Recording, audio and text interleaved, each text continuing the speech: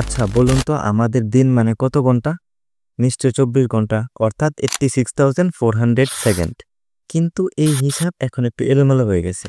বিজ্ঞানীরা বলছেন 2025 সালের 22শে জুলাই ও 5ই আগস্ট পৃথিবী দ্রুত ঘুরবে, অর্থাৎ পৃথিবী তার সেকেন্ড কিছু কমিয়ে ফেলবে। আজকের ভিডিওতে জানবো পৃথিবী কিভাবে তার গতি বাড়িয়ে দিচ্ছে এবং সময় কিভাবে ধীরে ধীরে কমে যাচ্ছে। আর হ্যাঁ, আজকের আলোচনায় থাকবে গাণিতিক প্রমাণ, বাস্তব তথ্য আর একটা প্রশ্ন, আমাদের সময় থেকে কি আসলেই কিছু সেকেন্ড বাদ দিতে হবে? ঘটনা কি ঘটছে? বিজ্ঞানীরা বলতেছে দিনটি 24 ঘন্টা না হয়ে 1.3 থেকে 1.51 মিলি সেকেন্ড কম হয়ে যাবে।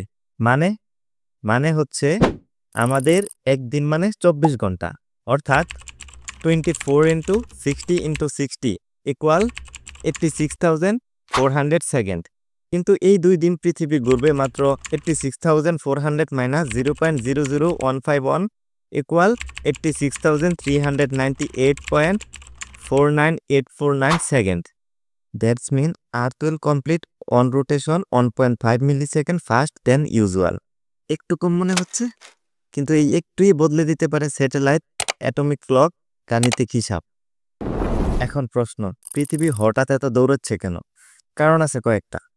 পৃথিবী আর চাঁদের মধ্যাকর্ষণ সম্পর্ক, পৃথিবী বর্বন্টনের তারতম্য, ম্যাস রেডিস্ট্রিবিউশন, শক্তিশালী ভূমিকম্প ও টেকটোনিক মুভমেন্ট। যখন বরফ গলে যায় বা ভূমিকম্প হয়, পৃথিবীর ভরের বন্টন বদলে যায়। এই বিষয়ে বুঝতে হলে আমাদের একটা সূত্র মনে করতে হবে। সূত্রটা হচ্ছে angular momentum equal moment of inertia angular velocity. Angular momentum এটি হলো ঘূর্ণায়মান বস্তুটির ঘূর্ণন শক্তি বা গতি বজায় রাখার পরিমাণ। যেমন একটা ঘূর্ণায়মান ফ্যান যদি হঠাৎ বন্ধ করা হয়, তার পাখাগুলা কিছুক্ষণ ঘুরতেই থাকে, কারণ এর অ্যাঙ্গুলার মোমেন্টাম আছে। মোমেন্ট অফ ইনারশিয়া বস্তুটির ভরের পরিমাণ কেমনভাবে ছড়িয়ে আছে সেইটা বোঝায়। সহজভাবে বলতে গেলে বস্তু কতটা সহজে বা কঠিনে ঘুরতে পারে তা এই মোমেন্ট অফ ইনারশিয়া নির্ধারণ করে। যদি ভর মেরুর দিকে থাকে তাহলে মোমেন্ট অফ ইনারশিয়া কম, আর যদি নিরক্ষর রেখায় থাকে তাহলে মোমেন্ট অফ ইনারশিয়া বেশি। অ্যাঙ্গুলার ভেলোসিটি কত দ্রুত কোনো বস্তু ঘুরছে, মানে প্রতি সেকেন্ডে কত কোণ ঘুরছে, এর একক হলো রেডিয়ান পার সেকেন্ড। উদাহরণ হচ্ছে ঘড়ির কাঁটা প্রতি সেকেন্ডে কি হারে ঘুরছে, সেটাই অ্যাঙ্গুলার ভেলোসিটি। একটি ঘূর্ণায়মান বস্তু কিভাবে তার গতি পরিবর্তন করে বা ধরে রাখে সেটা নির্ভর করে তার ভরের বন্টন ও ঘূর্ণন বেগের উপর।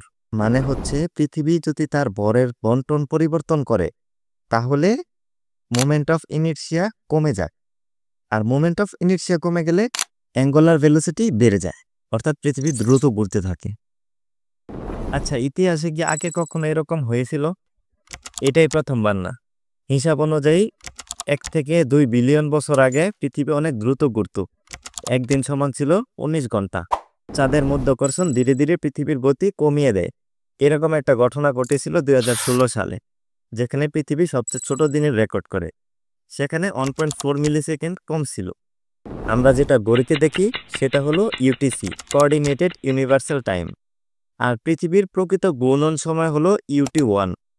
যখন ইউটিসি আর UT1-এর পার্থক্য হয় 0.9 সেকেন্ড, তখন বিজ্ঞানীরা একটা লিপ সেকেন্ড যোগ করেন। এটা হয় সাধারণত 6 মাস অথবা 1 বছরে একবার। লিপ সেকেন্ড মানে কি? ঘড়ির সময় 1 সেকেন্ড বাড়ানো হয় যাতে সময় মিলে যায় প্রকৃতির সঙ্গে। কিন্তু এখন যদি পৃথিবী বেশি দ্রুত ঘুরতে থাকে তখন হয়তো সময় থেকে 1 সেকেন্ড কাটাতে হবে। Yes, that's call a negative leap second, যা পৃথিবীতে এখন পর্যন্ত একবারও হয়নি। আমাদের ঘড়ির জন্য খুব একটা সমস্যা হয় না, কিন্তু জিপিএস স্যাটেলাইট সময়ের উপর 100% নির্ভরশীল। স্টক এক্সচেঞ্জ, মাইক্রোসেকেন্ড টাইম কর্সিয়াল, ক্লাউড সার্ভার টাইম মানেই বড় সমস্যা। সো 1.51 মিলিসেকেন্ডই হতে পারে রিয়েল টাইম ব্লিস। এই ঘটনা প্রমাণ করে পৃথিবী কখনোই স্থির না, না তার পাথর, না তার গতি, না তার সময়। এই ছোট্ট মিলিসেকেন্ড, সেটা হয়তো আমাদের ঘড়িতে ধরা পড়ে না, কিন্তু সেটা মহাকাশে, প্রযুক্তিতে এবং বিজ্ঞানে ইটস এ বিগ ডিল।